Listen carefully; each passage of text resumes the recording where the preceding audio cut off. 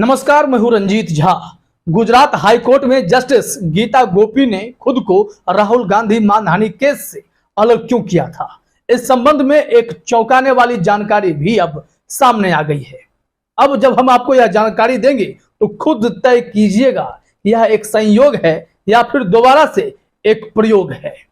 दरअसल जानकारी अब यह आई कि जब जस्टिस गीता गोपी ने कहा कि प्लीज आप किसी और बेंच के पास चले जाएं, मैं इस केस में सुनवाई नहीं कर पाऊंगी, तो आपको पता है कि यह केस किनके पास गया।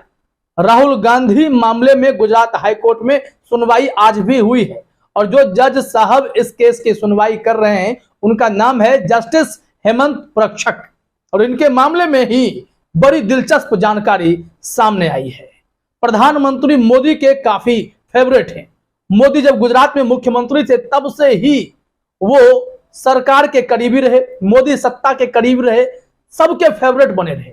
अब उसी हर दिल अजीज इस जज साहब को राहुल गांधी मानहानि केस में सुनवाई करने को कहा गया। अब वही जज साहब हैं। इस संबंध में जरा अपने स्क्रीन पर आप देखिए, जनसत्ता ने रिपोर्ट छापी है। मोदी के सीएम बनते ही जस्टिस प्रक्षक बने थे सरकारी वकील। पीएम बनने के बाद दिल्ली से हुआ जुड़ाव, सुन रहे राहुल गांधी का केस। आज उन्होंने जो भी सुनवाई की है वो भी हम आपको बताएंगे, क्योंकि हमने आपको पहले ही जानकारी दी थी कि गुजरात हाईकोर्ट में धाकड़ वकील अभिषेक मनु सिंघवी ने खुद राहुल गांधी का केस अपने हाथ में लिया और वहां गुजरात हाईकोर्ट में 1.5 से पौने 2 घंटे तक वो दलीलें देते रहे। इसके बाद हेमंत प्रक्षक साहब का कहना हुआ कि काफी समय हो चुका है इस केस में, 2 मई तक में सब कुछ क्लियर कर देंगे, जो भी होना होगा वो क्लियर हो जाएगा, क्योंकि 5 मई को उन्हें बाहर भी जाना है। ये सारी जानकारी सामने आई है। लेकिन बड़ा सवाल यही है, क्या जस्टिस गीता गोपी राहुल गांधी का केस सुन नहीं सकती थी? उन्हें क्यों यह केस छोड़ना पड़ा, ताकि ये मोदी सत्ता के फेवरेट रहे वकील के रूप में काम करने वाले जज साहब जो अब हैं जस्टिस हेमंत प्रक्षक, वो इस केस की सुनवाई कर सकें और ठीक गुजरात सेशंस कोर्ट की तरह जो अमित शाह के पूर्व वकील रहे रॉबिन मोगेरा, उनके ही जैसा फैसला कर सके। तमाम पूर्वाग्रह बनने लगे हैं, क्योंकि इस केस में जब जब निष्पक्षता की बात की जाती है तब तब ऐसे सवाल खड़े हो जाते हैं, क्या वाकई में राहुल गांधी के लिए राहें अभी भी गुजरात हाईकोर्ट में आसान नहीं है? क्या जानकारी है हेमंत प्रक्षक के बारे में और भी जरा अपने स्क्रीन पर आप देखिए, जनसत्ता ने ही जानकारी दी है। जस्टिस हेमंत प्रक्षक का जन्म गुजरात के पोरबंदर में हुआ था। उनकी शिक्षा वहीं से हुई। उसके बाद उन्होंने लॉ की पढ़ाई की। लेकिन उनके बारे में एक रोचक तथ्य यह है कि नरेंद्र मोदी के गुजरात का सीएम बनते ही वो गुजरात सरकार के वकील बन गए। मोदी 2001 में गुजरात के सीएम बने थे। हेमंत प्रक्षक 2002 में सहायक सरकारी वकील बने थे। 2007 तक वो सरकारी वकील रहे। 2014 में मोदी देश के प्रधानमंत्री बने तो प्रक्षक दिल्ली से जुड़ गए। उन्हें केंद्र सरकार की तरफ से गुजरात हाईकोर्ट में पैरवी करने का जिम्मा मिला। 2015 में उनका जुड़ाव केंद्र सरकार से हुआ था। 2021 में उनको गुजरात हाईकोर्ट का जज बनाया गया। उनका कार्यकाल 2027 तक का है। तो ये जो सारे कनेक्शन हैं कि कैसे वो मुख्यमंत्री थे मोदी जी, तब उन्हें सरकारी वकील बना दिया गया। जब वो केंद्र में मोदी जी आए, प्रधानमंत्री बन गए, तो केंद्र सरकार की तरफ से उन्हें वकील बना दिया गया। अब ऐसे में सवाल यह उठने लगे हैं कि क्या हेमंत प्रक्षक को मोदी सत्ता से इतना गहरा कनेक्शन होने के चलते ही राहुल गांधी मानहानि केस में सुनवाई करने के लिए नियुक्त कर दिया गया? उनके पास ही यह केस पहुंचे क्या सिर्फ इस वजह से जस्टिस गीता गोपी ने खुद को इस केस से अलग कर लिया? अब इसको आसानी से आप आकलन भी कर सकते हैं। अब दूसरी बात यह कि इन्होंने जो भी अभी निर्देश दिए हैं, इनके हाव भाव से यही लगता है ठीक वही फैसला गुजरात हाईकोर्ट से भी आ सकता है, जो गुजरात सेशंस कोर्ट में अमित शाह के वकील रह चुके और अब राहुल गांधी के केस की सुनवाई करने वाले जज रॉबिन मोगेरा ने फैसला दिया था। उन्होंने भी निचली अदालत के फैसले को बरकरार रखा। और अब देखिए जरा यहां पर कि इनकी टिप्पणी भी कुछ ऐसी ही है कि निचली अदालत ने वही फैसला दिया जो एपेक्स कोर्ट ने कहा है, यानी कि सुप्रीम कोर्ट के निर्देश के मुताबिक ही जो प्रावधान है, उनके पास जितनी शक्तियां हैं उन्होंने उतनी ही शक्ति का प्रयोग किया है, कोई दुरुपयोग नहीं किया है। जबकि राहुल गांधी की तरफ से दलीलें दी गई कि इस केस में ढंग से किसी भी बातों को नोटिस नहीं किया गया कि राहुल गांधी को कितना नुकसान होगा। निचली अदालतों ने इस बात का ख्याल नहीं रखा। अभिषेक मनु सिंह भी जब आज 2.5-3 घंटे तक दलीलें देते रहे तो काफी देर तक लोग उन्हें सुनते भी रहे।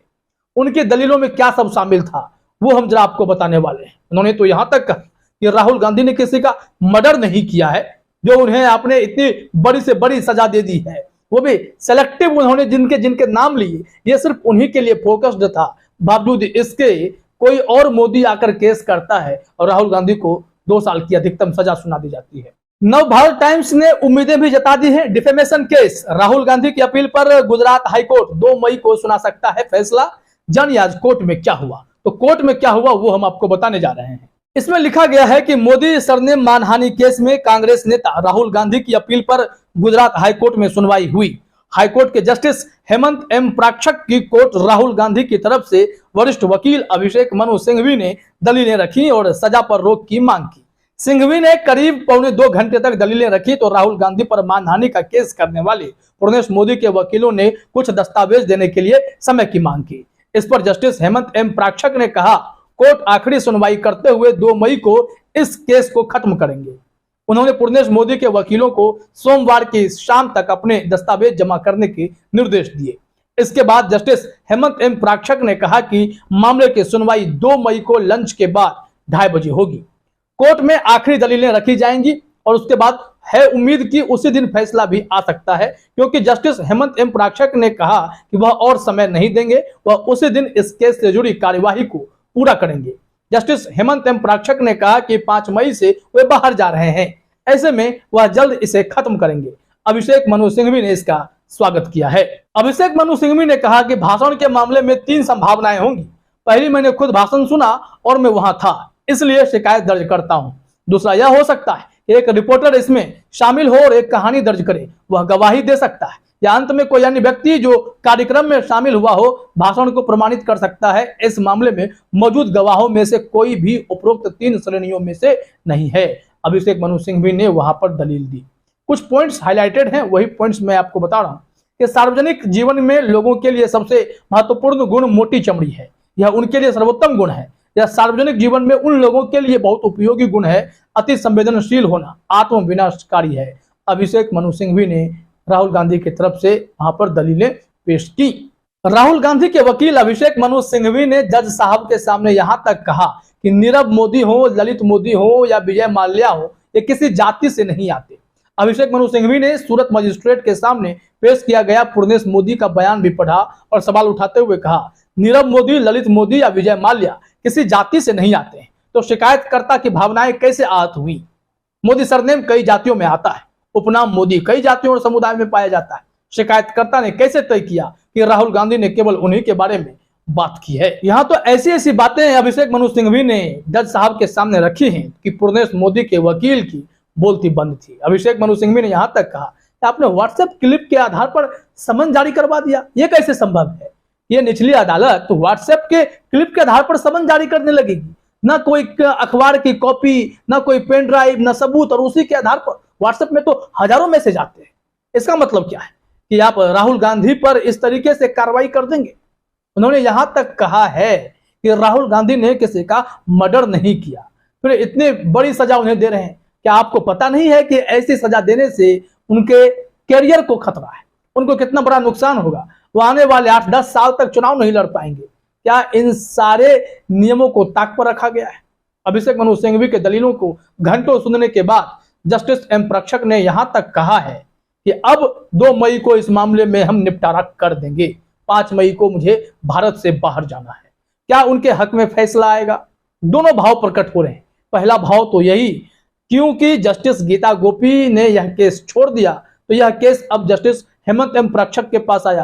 प्राक्षक साहब मोदी सरकार के करीबी हैं, तो क्या इस कारण से उन्हें केस मिला? दूसरी बात, जिस हिसाब से उन्होंने घंटों अभिषेक मनु सिंघवी को सुना है और 2 मई को सब कुछ क्लियर करने को कहा है, तो उससे यही लगता है या तो हक में आएगा या तो फिर राहुल गांधी के खिलाफ दोष सिद्धि का जो मामला है उस पर रोक ये नहीं लगाएंगे तो मामला सुप्रीम कोर्ट में जाएगा। तो इंतजार कीजिए। लेकिन बड़ा खुलासा यही है कि जस्टिस गीता गोपी के केस छोड़ने की वजह हेमंत प्राक्षक का मोदी सत्ता से कनेक्शन होना ही है। फिलहाल इस वीडियो में इतना ही। आप सभी का हमसे जुड़ने के लिए बहुत बहुत धन्यवाद।